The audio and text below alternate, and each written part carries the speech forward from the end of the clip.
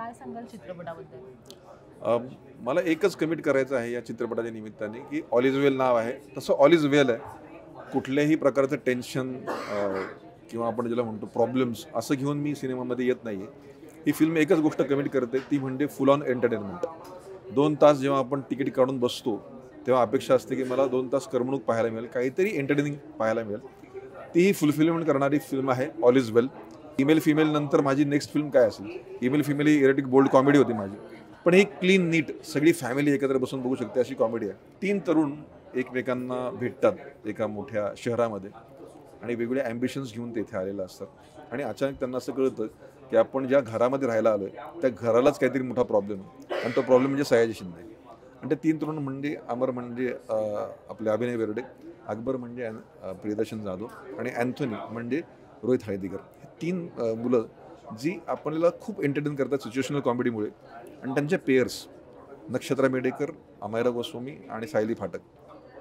हे तिघांची पेअर फार छान जमून आली आहे. मेलोडीज गाणी आहेत आणि छान छान लोकेशन्स आहेत. कलरफुल फिल्म आहे.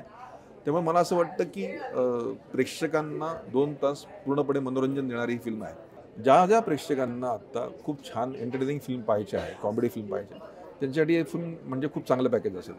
सर, आपण मराठी इंडस्ट्रीमध्ये पाहतोच की त्रिकूट जे काही त्रिकूट आहे त्यांनी गाजवलेलं आहे पूर्ण इंडस्ट्रीमध्ये. तर ह्या त्रिकुटाबद्दल काय सांगाल तुम्ही?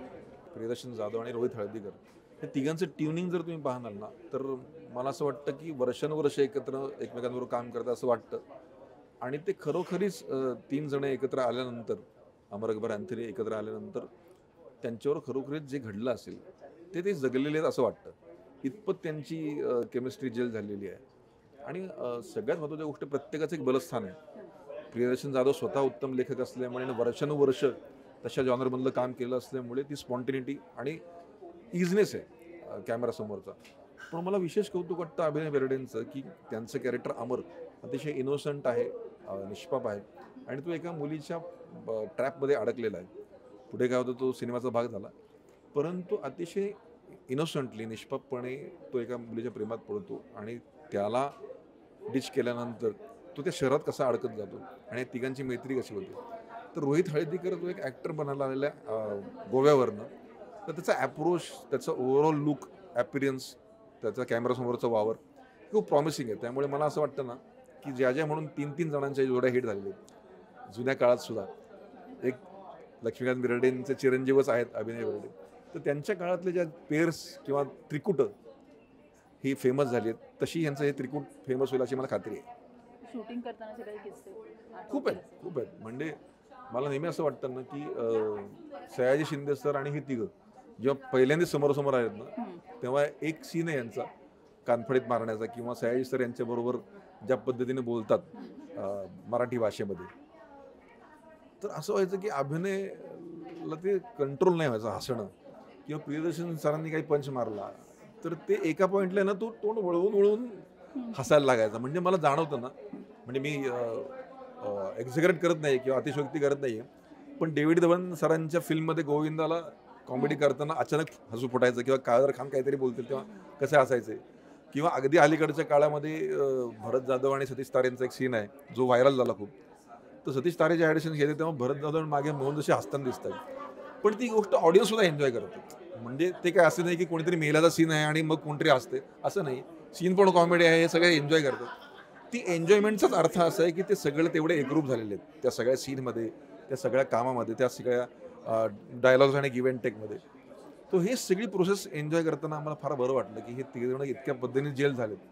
तर it was all together a good experience. Sir, आयुष्य जगताना काही ना काही अडचणी येतच असतात. आपण स्वतःला समजवतो जसं ऑल इज वेल. असं तुमचं काही आठवणी आहेत का? म्हणजे जेव्हा तुम्ही समजवलं स्वतःला? नक्कीच आहेत, नक्कीच आहेत. सगळ्यात मोठी आठवण म्हणजे पेंडेमिकमधली आहे. एकतर पेंडेमिकने खूप प्रॉब्लेममध्ये लोकांना ठेवलं होतं आणि नेमकी माझी फिल्म ईमेल फिमेल पहिल्या वेळेस जेव्हा रिलीज होणार होती आणि मोठं कास्टिंग होतं. विक्रम गोखले, किशोर सॉरी निखिल रत्न पारखी वगैरे हेच मोठं कास्टिंग होतं. परंतु झालं असं की फिल्म रिलीज व्हायच्या नेमकं 1 आठवडा आधी लॉकडाऊन लागलं. सेकंड टाईम ट्राय केला, सेकंड टाईम लॉकडाऊन. पण थर्ड टाईम जेव्हा आम्ही रिलीज करायला गेलो, तेव्हा मात्र माझ्या मनात धाकधूक होती, आता काही प्रॉब्लेम नको यार. जेव्हा पहिल्यांदा सिरियल स्क्रीन हिट झालं, शुक्रवार पाहिला, सिनेमा चांगला गेला, तेव्हा मला जरा बरं वाटलं की हां, okay all is well. Same गोष्ट आत्तासुद्धा 27 तारखेला फिल्म रिलीज होते, तर 27 तारखेला पहिलं स्क्रीनिंग जेव्हा होतं ना, तो मुवमेंट माझ्यासाठी ऑलिज वेल असतो. तो शो रिलीज होणं आणि लोकांची चांगली रिॲक्शन येणं हा माझ्यासाठी ऑलिज वेल मुवमेंट असतो. नक्कीच. आणि सर सयाजी शिंदेबरोबर काम करण्याचा अनुभव, पहिल्यांदाच काम करता एवढे मोठे ॲक्टर. सयाजी सर त्यांच्या कामावरती फार फोकस आहेत आणि सगळ्यात महत्त्वाची गोष्ट म्हणजे स्ट्रिक्ट आहेत कामाच्या बाबतीत, पर्टिक्युलर आहेत, पंक्च्युअल आहेत. वेळे म्हणजे 9ला शार्प 9ला म्हणजे ते तयार असणार. तुम्ही सांगितलं की येऊन बरोबर सेटवरती थांबणार. एकदा तर असं झालं होतं की आम्ही शॉट कन्सीव्ह करत होतो आणि आमचा शॉट रेडी नव्हता झाला. ते म्हणले हे काय योगेश, शॉट रेडी नाही अजून तुझा, चल वेळेत काम करणं महत्त्वाचं आहे, मला काय आधी बोलवलं. इट मीन्स त्यांची कामाबद्दलची गरज कळते. बरं, काम करताना ते कामावरती पूर्ण फोकस, सतत स्क्रिप्टमध्ये असणार, डिस्कस करणार काही ना काही, आणि पंक्च्युअल. म्हणजे मी तुम्हाला पूर्ण वेळ देतो माझा 1000%, तुम्ही त्याचा 1000% उपयोग करून घ्या. हे मला त्यांचं फार आवडलं होतं. पण सगळ्यात महत्त्वाची गोष्ट म्हणजे ना, प्रियदर्शन जाधव असतील किंवा मी असेल किंवा कोणी असेल, अभिनय असेल किंवा रोहित असेल, आम्ही नवीन आहोत किंवा थोडे यंगस्टर आहोत त्यांच्या मनाने, म्हणून त्यांनी कधी आम्हाला डॉमिनेट नाही केलं. हे काय झालं, हे असं काय झालं. हां, आम्ही जेव्हा सांगितलं तेव्हा मात्र त्यांनी नक्की ऐकलं नाही. प्रत्येक गोष्टीचं सजेशन्स त्यांनी स्वीकार केलेलं आहे.